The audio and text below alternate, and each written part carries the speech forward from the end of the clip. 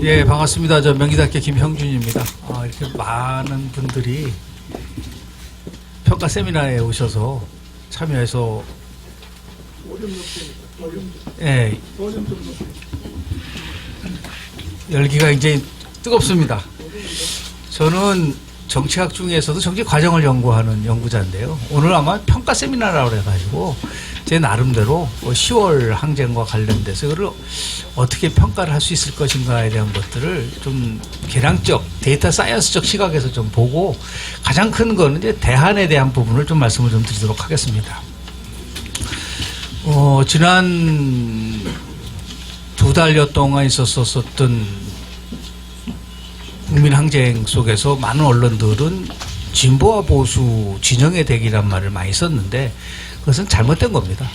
진보와 보수 진영의 대결이 아니고요. 그거는 대한민국의 도덕과 정의와 원칙과 상식에 관련된 부분이기 때문에 이것을 우리가 단순한 이념적 논쟁으로 봐서는 안 된다라는 먼저 말씀을 좀 드리고요.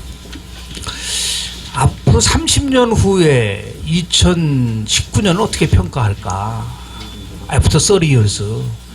대한민국에서 민주화 운동이 87년 6월 항쟁으로 상징되었다고 한다면 아마도 이 부분도 상당히 크게 평가받을 수 있을 것이다라는 생각을 좀 하게 됩니다. 크게 저는 한 3-4가지로 추격을 해서 말씀을 좀 드릴 수 있겠는데요. 10월에 있었던 3일에 있었던 개천절 집회나 10월 9일에 있었던 한글날 집회가 갖고 있는 첫 번째 가장 큰 정치적 함의는요. 대중 집회에 균형합니다. 다시 얘기해서 그동안의 장애 집회는 보수보다는 진보의 전유물이었었습니다. 다시 얘기해서 2002년도 효순미선 추모 집회라든지요. 2008년도에 있었었던 여러분 잘 아시는 미국산 소고기 반대 집회, 2014년도 세월호 집회, 그리고 2016년도에 있었었던 박근혜 대통령과 관련된 여러 가지 국정농단에 대한 집회, 이런 것들이 전부 다 진보가 주도했었었는데요. 그 과정 속에서 한국의 보수가 굉장히 위축됐었습니다. 그런데 이번 10월 항쟁 속에서 보수도 이렇게 대중 집회에 참여해서 자신들이 요구하는 것을 관철시킬 수 있다라고 하는, 다른 식으로 얘기하면 정치적 효능감을 강화시키는 계기가 됐다는 겁니다. 굉장히 중요한 함이에요. 왜냐하면 아주 조금 말씀을 드리겠지만은 많은 분들이 착각하고 있는 것 중에 하나가요. 데이터 사이언스적 관점에서 보면 대한민국은 지금 이점적으로 기울어진 운동장이 아니에요. 진보와 보수가 거의 균형을 이루고 있습니다. 2017년도 대통령 선거 끝나고 나서 제가 KBS 방송 3사와 함께 같이 여론조사를 했었는데요. 엑시폴이니까 굉장히 정확합니다. 대한민국의 진보와 보수에 대해서 얘기를 했을 때 진보라고 대답한 사람이 27%, 그리고 보수라고 대답한 사람이 27%예요. 거의 같습니다. 다만 40%의 중도가 당시 대선에서는 다른 선택을 한 것이죠. 2018년도 지방선거에서도 똑같은 조사를 해봤습니다. 그랬더니 진보는 1.5%포인트 증가했고, 그리고 보수는 2.2%포인트 낮아졌어요. 그러나 30% 진보, 40% 중도, 30% 보수라는 그 지형에는 거의 변함이 없습니다. 체감적으로 느낄 때 우리 전 목사님 말씀하신 것처럼 6대4였던 것이 이제 지금은 전환이 됐다고 말씀을 하시고 있겠지만은 균형을 이루어지고 있는 것은 사실입니다. 그러니까 다시 얘기해서 이런 균형적 시각이 이제도 불구하고 많은 분들은 보수가 몰랐겠다. 보수가 예를 들어서 더 이상 새로운 대한민국을 이끌어갈 수 없다라고 생각하지만 그건 그렇지 않습니다. 자, 우리 홍 대표님 계시지만 제가 YTN에서 지난 대통령 선거를 할 때요. 그때 빅데이터 분석을 했습니다. 문재인 후보와 안철수 후보가 1, 2위를 다툴 때 제가 홍준표 후보가 최소한도 25%를 득표할 거라고 얘기를 했었어요. 다들 안 믿었습니다. 대한민국에서 지금 보수라고 생각하시는 분들이 차지하는 비중이 그렇댔는데 그 탄핵을 과정을 거치면서 완전히 위축됐던 부분들을 다시 복원시켰었던 것이 이번 10월 항쟁에 있어서의 큰 의미라고 좀 봅니다. 또 하나 의미는 뭐냐면 실질적으로 보수와 진보와의 대결 구도 속에서 이것을 결정짓는 요소는 대한민국만이 아니라 미국도 다 마찬가지입니다. 정확하게 얘기하면 20% 진보, 30% 중도 진보, 30% 중도 보수고 20% 보수입니다. 얘기하는 중도 보수라고 얘기하는 분을 넘어서 중도 진보라고 대답하는 분들이 지금 상당히 많이 이탈하고 있다는 겁니다. 그러니까 다시 해서 중도와 보수의 위닝 콜리션, 보수와 중도의 승리 연합의 가능성을 보여주고 있는 겁니다. 그래서 실질적으로 10월 달 14일 날 조국 장관이 사퇴를 했지만 8월 4주서부터 시작해서 10월 3주까지의 트렌드를 보면요. 가장 결정적인 것은 10월 3주째 한국갤럽 조사입니다. 한국갤럽 조사에서 문재인 대통령의 지지가 39%까지 떨어졌습니다. 39%까지 떨어졌다는 얘기는 다시 얘기하면 지난 대통령 선거 때 문재인 후보가 얻었던 41.1%와 심상정 후보가 얻었던 6.2%를 합친 전체에서 두 달 사이에 128만 표가 이탈했다는 겁니다. 어마어마한 숫자인 거예요. 이것을 결국 흡수할 수 있는 가능성, 다시 얘기해서 중도층이 보수층에 버금할 정도로 현 정부에 대해서 강력하게 저항했다는 얘기는 그것이 결국 아까 제가 말씀드린 것처럼 진보 보수의 이념적 대결이 아니다. 대한민국의 미래를 향한 위대한 함성이 10월 3일 광화문 집회에서 또는 우리가 목격하는 그 이후의 집회에서 지금 목격되고 있다는 말씀을 좀 드립니다. 자, 그렇다고 한다면 우리 정치 환경에 대한 이해를 조금 좀 말씀을 좀 드리겠습니다. 왜냐하면요, 투쟁으로 끝나서는 안 된다고 지금 조 목사님도 말씀을 하셨는데요. 실질적으로 지속 가능한 투쟁이 될 수 있느냐는 겁니다. 우리 유엔은 2015년부터 30년까지 SDGs, 지속 가능한 개발 목표라는 것을 발표를 했는데요. 지속 가능한 발전을 가져올 수 있는 투쟁이 뭐냐라는 거죠. 결론적으로 말씀을 좀 드리면 공감과 대안이 없는 투쟁은 지속 가능할 수가 없다. 분명히 말씀드립니다. 공감과 대안입니다. 많은 국민들이 얼마만큼 공감할 수 있느냐라는 대한 문제들에 대해서 이제 고민을 할 수밖에 없는데요. 정치 환경에 대한 이해를 먼저 말씀을 좀 드리면 대한민국에서의 선거는 지금은 굉장히 보수가 별로 희망이 없다고 얘기를 하지만 제가 단언코 말씀을 드립니다. 48대 52 구도입니다. 어떠한 선거가 들어오더라도 대한민국의 선거가 치러지면은 48대 52 구도가 만들어집니다. 지난 대통령 선거를 한번 볼까요? 당시에 조금 전에 말씀드린 것처럼요. 문재인 후보가 41.1%고 심상정 후보가 6.2%입니다. 47.3%예요. 범진보가 얻은 득표가 47.3%입니다. 홍준표 후보 24.0, 그리고 안철수 21.4, 유승민 6.8입니다. 그 전부 다 합치면 바로 그게 52.3%입니다. 지난 2012년 대통령 선거 때 박근혜 후보가 51.6%를 득표했어요. 그리고 문재인 후보 48% 득표했습니다. 지금 브리티시, 우리가 얘기하는 영국에서도 첨예하게 지금 대립하고 있지 않습니까? EU 탈퇴 여부를 또. 그건 48대 52예요. 다시 얘기해서 보수가 분열되지 않으면 이거는 지금처럼 기울어지는 운동장이라고 해서 더 이상 희망이 없는 건 아니라는 거죠. 이거는 희망이에요. 다시 얘기해서요. 그리고 언제든지 현재 상황과 관련돼서는 변화될 수가 있다. 2016년도, 여러분이 잘 아시는 96년도 총선 때 아마 그때 우리 홍준표 대표께서 처음 들어오셨잖아요.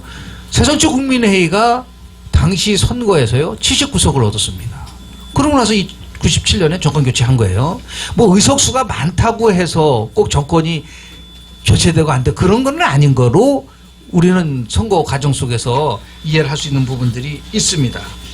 자, 그렇다고 하면 결국은 이 투쟁이 효과를 가져오느냐 가져오지 못하느냐, 성과를 가져오느냐 가져오지 못하느냐의 결과는 내년도 4월 총선입니다. 투쟁을 평가할 수 있는 가장 핵심적인 것 10월 국민항쟁이 과연 국민들로부터 어떻게 평가를 받을 수 있냐는 내년도 4월 총선 결과에 따라서 확연하게 달라질 수가 있다는 겁니다. 87년도 민주화 이후에 88년도부터 2016년까지 8번의 총선이 있었습니다. 8번의 총선 중에서 당시 집권당이 승리한 건 딱 3번입니다.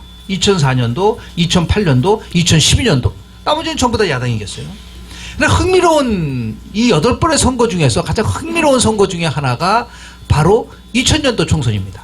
여러분 기억이 나실 겁니다. 당시 이해창 총재가 공천혁명이라고 해서 김윤환, 이기택, 신상호 이런 공천을 배제시켰습니다. 놀랍게도 그 선거에서 133석으로 일당이 됩니다. 그리고 당시 새천년민주당을 만들었었던 정부가 2당으로 추락을 하는데, 그때 가장 중요하게 결정적으로 그 총선의 결과를 바꾼 거는 TK입니다. TK 65석 중에서 64석을 당시에 한나라당으로 몰아줬어요. 민국당, 김윤환 씨가 만든 민국당은 단 한 석도 65석 중에서 못 얻었습니다. 잘 기억나실지 모르겠지만 춘천에서 한성수 후보가 얻은 거 하나, 그리고 당시 민국당은 3.9%밖에 투표를 못했습니다. 많은 사람들은 결국은 이해창 총재가 공천을 잘못해가지고 TK에 반란이 일어날 것이라고 했는데 그런 일은 일어나지 않았었습니다. 지금 굉장히 비슷한 상황입니다. TK와 관련돼서 다 같이 하나로 되면 좋지만 TK는 반드시 전략적 선택을 할 거라고 저는 봅니다. 이것을 어떻게 같이 통합의 방향으로 갈 수 있느냐는 것이 앞으로의 중요한 관건이라고 봅니다. 또 하나 굉장히 흥미로운 선거가 있습니다. 2016년도 총선입니다. 2016년도 총선에서 당시에 더불어민주당은 분열됐습니다. 그리고 국민의당이 2016년 1월달 선거 3개월 전에 만들어졌어요.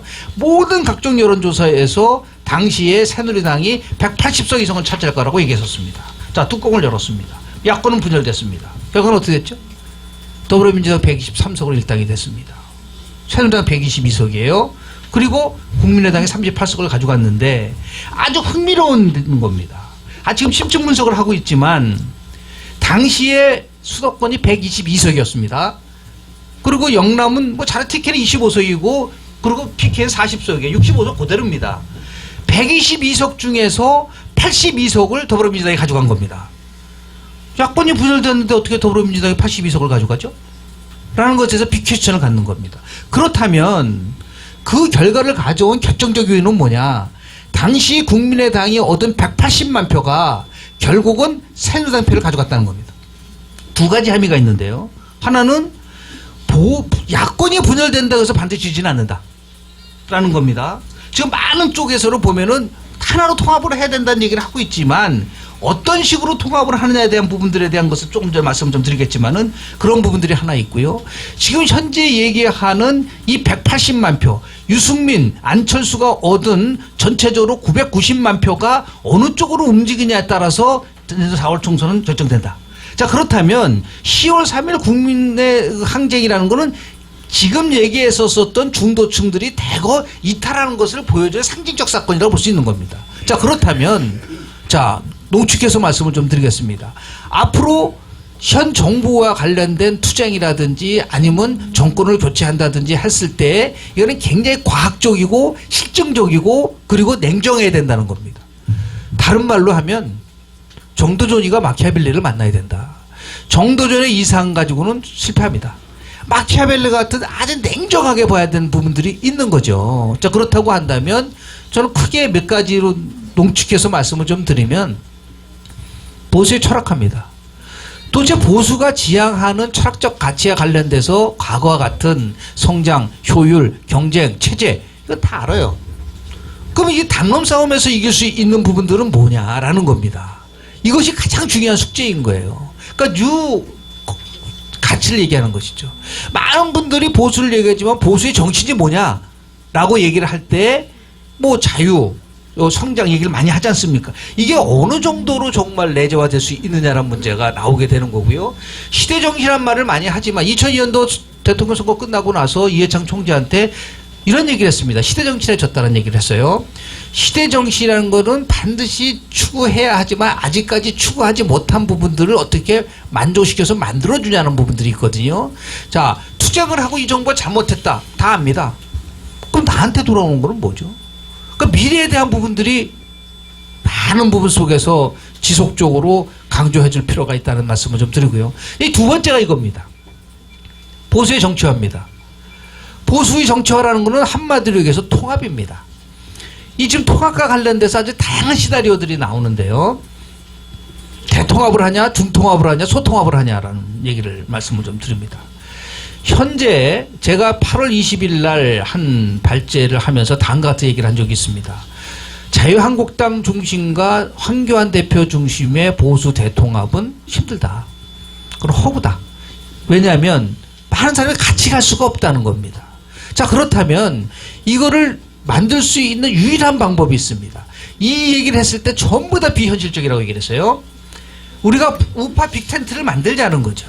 근데 이 우파 빅텐트 속에서의 상층을 지배하고 있는 구조에는 차기 대권을 바라보는 사람은 들어갈 수가 없습니다. 다시 얘기해서 대한민국의 미래를 고민하고 그리고 나름대로 국민들에게 희망을 주면서 많은 분 알려진 분들을 우파의 빅텐트의 나름대로의 상층부를 구성을 해야 된다. 뭐 많은 분들이 있을 수 있습니다. 다 모아야죠. 뭐 예를 들어서 지금 얘기하는 뭐 우리 뭐 정화, 저 김영호, 뭐 김종인, 뭐 김광두, 뭐 윤여준, 뭐 현 정부와 관련돼서 나름대로 대안을 얘기를 할 수 있는 분들, 상층분들. 문제는 뭐냐면 유력한 대권 후보는 각자 들어와야 된다는 겁니다. 또 두 가지가 거기에 관건입니다. 들어오게 됐을 경우에 공천과 관련돼서는 현재 있는 한나라당이든 바른미래당이 정당이든 개입할 수 없어요. 실질적으로 국민들이 참여해서 뽑을 수밖에 없다는 겁니다. 그래야지 경선이 정상적으로 이루어지고 그러고 나서 실패하더라도 경선에 떨어진 사람은 갈 수가 없습니다. 중요한 건 다음입니다. 이제 앞으로 진짜 정권을 한번 찾아오려고 한다면요, 보수가 다음 총선 끝나고 나서 있는 당의 모습은 당대표는 사라져야 된다. 당대표 체제를 폐지시켜야 된다는 겁니다. 당대표가 폐지되면서 모든 사람들이 기득권이 없는 상태에서 각자 들어와서 미국식의 오픈 프라이머리로 가야 된다. 그건 제가 그동안 계속 말씀드렸던 건, 그리고 나서 뭐 홍준표 대표가 될지 유승민가 될지 안철수가 될지 뭐 지금 황교안이가 될지 원희룡이가 될지 누구도 모르는 거죠. 미국의 대통령 선거 과정을 보면은 2년간 전국을 돌면서 결국은 소개를 합니다. 이것이 가장 경쟁력 있는 겁니다. 2002년도 국민참여 경선이라는 걸 통해서 노무현 후보가 이겼었던 가장 핵심적 사항은 뭐냐면 국민들이 다 같이 참여할 수 있는. 그러나 다음에 또 무슨 새로운 정당을 만들고 정당의 대표가 기득권을 가지고 정권을 창출하겠다 가져간다 할 땐 애석하게도 정권 못 찾아옵니다. 대한민국에서 알려진 유일한 법칙 중에 하나가 10년 권력 주기 교체론이에요. 88년서부터 98년까지는 보수가 했고 98년서부터 2008년까지는 진보가 했고 2009년서부터 2017년까지 9년간은 보수가 했습니다. 그런 의미로 따지면 진보가 10년을 갈 가능성은 굉장히 높은 겁니다. 현실입니다. 왜냐하면 기간이 필요합니다. 그것을 깰 수 있는 유일한 것은 국민들의 참여에 의해서 뽑힌 대통령 후보가 진보 후보와 경쟁을 할 수 있는 방법 외에는 없다. 그런데 이것을 또다시 특정한 인물이 주도해가지고 가져갔을 경우는 제가 볼 때는 뭐 굉장히 어려워. 물론 이제 완전한 건 아니지만 그런 부분들이 있을 수 있다는 부분들을 하고요. 세 번째는 가장 제가 물어봤습니다. 여론조사를 통해서 지금 한국 보수에서 가장 부족한 것이 뭐냐라고 얘기를 했을 때 뭐 개파 분야 이게 아닙니다. 보수의 도덕화입니다. 이 보수의 도덕화라는 것은 뭐냐면 도덕의 가치를 가장 강조하는 것이 실은 보수예요. 이번에도 많은 분들이 참여하고 보수만이 아니라 중도라든 일반 시민들이 참여했었던 가장 큰 이유는 뭐냐면요. 그것은 정의와 공정을 부르짖었던 이 진보 세력이 그렇지 않다라는 것을 확인한 거 아니겠습니까? 그러니까 도덕적, 지금까지 진보는 도덕적 우월주의를 가지고 자신들이 항상 진보수보다 낫다고 평가를 했지만 이번에 그것이 완전히 드러난 것이죠. 그래서 뭐 어드먼드 버크가 얘기하는 리버티보다 더 중요한 것이 도덕이다. 모렐러티라는 것이죠. 그런데 과연 한국의 보수, 특히 자유한국당이 갖고 있는 도덕적 가치가 얼만큼이냐. 거기서 지금 휘청거리고 있는 겁니다. 일부에서 책임지지 않고 참여할 때 참여하지 않고 보수가 참여를 시작하지 않은 상태에서의 어떠한 투쟁도 실을 받을 수가 없습니다. 두 번째로 중요한 거, 이 부분을 자꾸만 감각하고 있는데요. 서민적 보수입니다. 이 서민의 가치는 진보의 가치가 아닙니다. 이것은 진보와 보수, 대한민국의 가치죠. 95년도 당시에 새천년 국민회의를 만들면서 김대중 총재가 서민과 중산층을 위한 정당이라는 그 표를 딱 썼어요. 아마 기억이 나실 겁니다. 그로부터 많은 부분들은 서민은 진보인 것처럼 생각하지만 어떻게 서민의 가치가 진보의 가치입니까? 저는 단언컨 얘기를 합니다. 박정희의 진보는 서민적 보수입니다. 그렇지 않나요? 가만 생각을 한번 해보십시오. 절대 빈곤에서부터 시작해서 근대화를 이뤄내고 나름대로 사회 똑같은 기회를 주자. 그것이 바로 고객평준하고 모든 국민들 건강보험한 것도 당시에 아주 서구적으로 보면 가장 강력한 진보 정책을 쓴 게 보수입니다. 서민적 보수예요. 근데 어느 순간 서민이 사라졌다. 대한민국 보수에서 가장 큰 치명적 한계 중에 하나가 금수저 보수들이 너무 많다. 나와 같은 시기에 같이 살아가는 사람들의 보수가 아니고 뭔가 멀리 동떨어져 가지고 있는 부분들이 많은 부분 속에서 있다 보니까 서민들과 멀어지는 도덕적 보수와 서민적 보수에 대한 부분들을 만들어주지 않으면 거의 불가능하다고 봅니다. 다시 한번 강조를 하지만 공감과 대안이라고 하는 속에서의 어떠한 방향성을 가져가느냐에 따라서 앞으로의 투쟁이라든지 많은 부분 속에서 변화를 투쟁만과 분노와 투쟁만으로는 세상을 바꿀 수 없습니다.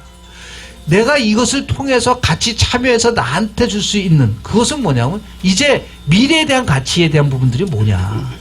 정권이 교체됐을 때 이 정부를 대안할 수 있는 그렇다고 한다면 보수가 얘기하는 신경제 모델은 뭐냐. 보수가 얘기하는 신평화 모델은 뭐냐. 라는 부분 속에서 고민을 할 수밖에 없는 부분들이 있습니다. 이것은 뭐 제가 얘기하면 굉장히 밋밋할 수도 있고 그래가지고 어떻게 이길 수 있느냐는 모르겠지만 가장 비현실적인 것이 가장 개혁적인 겁니다. 가장 비현실적인 것을 찾아내서 국민들에게 울림을 주고 공감을 주고 그리고 같이 함께 할 수 있고 나라가 바뀌면 어떠한 모습으로 될 것이냐라고 하는 부분들을 가져가줘야 된다. 결국은 역사적으로는 기록으로 남겠지만 평가를 할 때 정신입니다. 이러한 것들을 계속해서 뭐 쉽게 표현하면은 뭐 대통합이든 중통합이든 소통합이든 간에 목표는 정해져 있지 않습니까? 이 목표를 어떻게 합리적으로 달할 수 있는 부분 속에서 고민을 계속해서 해야 되지 않겠나라는 생각을 좀 하게 되고요. 마지막으로 제가 말씀드리고 싶은 부분들은 이런 겁니다. 한국의 정치 과정을 보면은요, 아주 전혀 예상하지 않았던 돌발 변수가 발생을 합니다. 이거는 뭐 우리가 예측할 수 없는 부분이에요. 물론 선거라는 것은 구도고 뭐 이슈고 뭐 여러 가지가 있지만 전혀 예상하지 않는 변수인데 가장 최악인 상황에 대비하는 게 전략입니다. 최고의 상황을 대비하는 건 전략이 될 수가 없습니다. 보수가 어느 상황이 오면 끝까지 이 잘못돼서 몰락할 수 있느냐는 것을 전제로 해야지만이 지혜로운 전략이 나올 수 있다는 말씀을 좀 드리면서요. 선거는 과학입니다. 그리고 투쟁도 과학적으로 가자. 그리고 국민에게 꿈과 희망을 주기 위해서는 정말 피부에 와닿는 공감할 수 있는 대안을 제시할 수 있을 때 아마 우리 전 목사님 말씀하신 대로 아주 흔쾌히 그 세력에게 이 모든 것을 넘길 수 있지 않는가 생각을 하면서 간단하게 제 발표 마치도록 하겠습니다. 감사합니다.